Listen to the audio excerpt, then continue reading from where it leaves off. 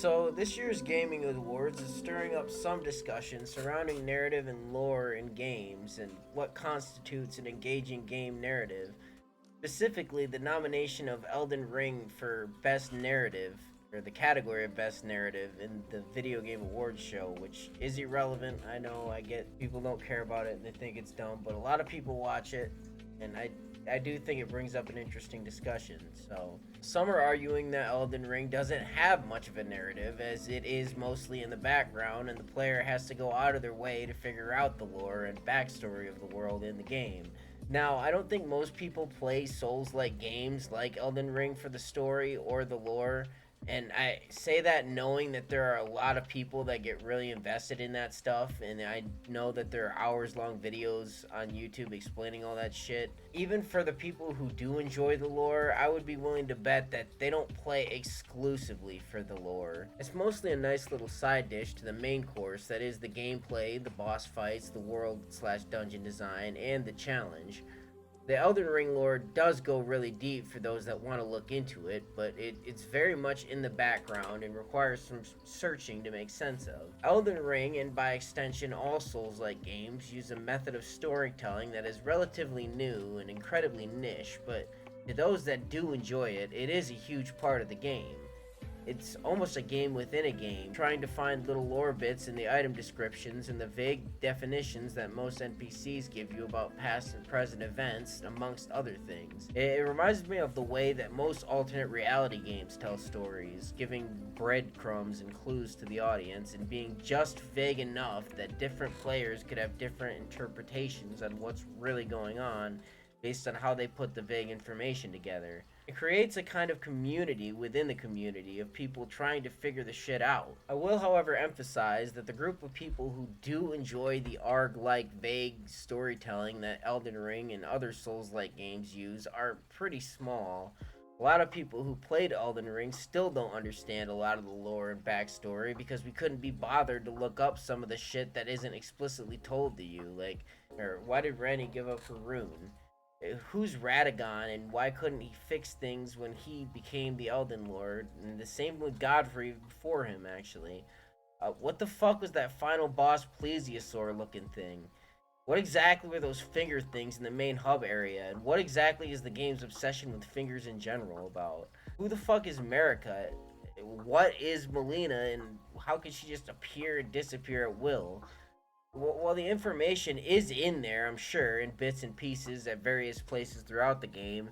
It's very possible that a lot of players missed it entirely. I know I did. I remember in the cutscene at the very beginning of the game, it lists off a bunch of names, and I beat the game, and I still don't know who half these people are, and most of these people I still don't understand, like, what their motivation or point is. Horalu, chieftain of the Badlands. The ever-brilliant Gold Mask. Fear, the deathbed companion. The loathsome Dung Eater. Who are you people? So, I guess the real question is, does a narrative have to be accessible to be considered good? I personally don't think that it has to be, but I do think that Elden Ring in particular is hampered by the obtuse nature of how it hides its lore and how it handles its world design. It's very possible to sequence break and skip major dungeons and boss fights and miss out on a lot of world building thereof. I remember not even fighting Rennala until after I fought Malekith near the end of the game because I couldn't figure out how to get into that fucking stupid gate at the Rey Lucara Academy. And so I skipped that entire dungeon until the very end. And as a side note, it does go to show how dumb this design can be at times, or how dumb it can feel. Because respecking is locked behind this boss, so I went the entire game without being able to respec, which is a big feature of the game, because they wanted to lock the features behind easy to miss boss fights. Ugh.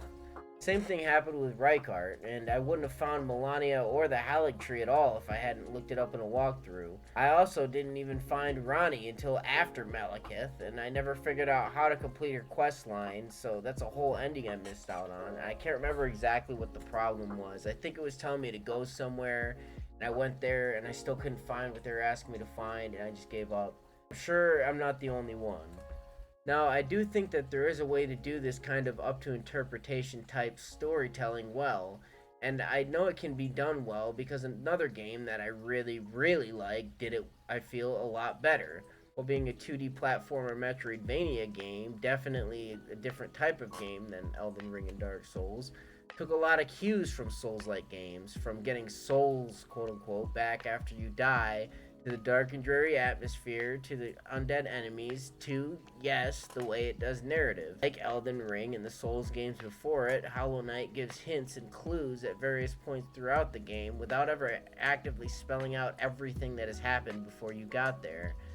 It's slowly revealed to you as you progress through the game, through character dialogue, cutscenes, and visual storytelling. And you know what's funny? I actually enjoy the narrative a lot, far better than I do Elden Ring's. And I think the key difference to that is the lore, while it is still obtuse and vague, is usually pretty hard to miss. And I feel the characters, while basic, are a lot more charming than Elden Ring's characters are. And a lot less one note, but maybe that's just me misremembering it. They do reveal a bit more story, I think. Not enough to ruin the mystery, but just enough to where you can start to formulate your own theories about what's going on just through the main story stuff, as opposed to having to hunt down items with lore descriptions or side quests that only give a vague tidbit about what's going on, or finding a hidden passageway to find a secret boss to unlock more dialogue. Hollow Knight hand feeds you a lot of vague information that is hard to miss, but it's still a mystery and up for interpretation. Elden Ring hand feeds you a bit more direct information at the beginning and then expects you to find the more vague bits of lore throughout the world. Now, this does allow people who don't really care about the lore at all to skip it, which some people would argue would make it better, but I don't think that allowing players to skip a narrative entirely should be positive when considering nominees for the best narrative category. Another thing that some would consider a negative about Elden Ring's narrative is the lack of memorable characters. Now, I would argue that the way Elden Ring tells its story doesn't necessitate traditional character arcs or characters with deep motivation or backstories, but still, with a story that can leave a lot to be desired if you aren't a lore hunter, it is definitely noticeable. If you look at games that most people praise the narrative of, most have at least a few memorable or interesting characters.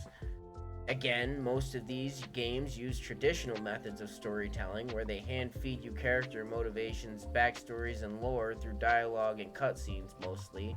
It's the Hollywood method of storytelling. Now, this method of storytelling is more appealing to a broader audience, and hence why more people remember these games. When you make a lot of your character's story and lore optional, you lose the appeal for people who don't want to explore every nook and cranny for lore. And I think that mass appeal is something that should be considered when nominating for Best Narrative. I'm not saying that the characters in Elden Ring have no interesting backstories or memorable personalities. I'm sure that it's there if you want to go look for it. But I am claiming the ones it has are easy to miss for a lot of people, and that this style of storytelling that Elden Ring uses isn't conducive to those things, as opposed to the traditional Hollywood method. So, does Elden Ring deserve the Best Narrative nomination? In my opinion, no, but I get why some people defend it, as it is a different, new style of storytelling that most people aren't used to, and it is a bit of an acquired taste, but to that small niche audience that acquires it, it is revolutionary in a way that does deserve recognition. I definitely respect Elden Ring and the Souls games for being ballsy enough to try to think outside of the box and do its lore and narrative in a way that I feel most people would overlook, but I don't think it nails everything that a good narrative should. Now, I know a lot of people are going to take this as an Elden Ring hate video, and think that I hate Elden Ring. I don't. In fact, Elden Ring probably would be my Game of the Year nomination. And I think its world design, boss encounters, and open world is one of the best that I've played in years. It made me feel excitement that I haven't played while playing video games in a while. And the fun that I got when I was exploring a new dungeon or when I finally beat a boss, it was awesome. So I do love the game. I don't hate it at all. I do think it's a bit overrated.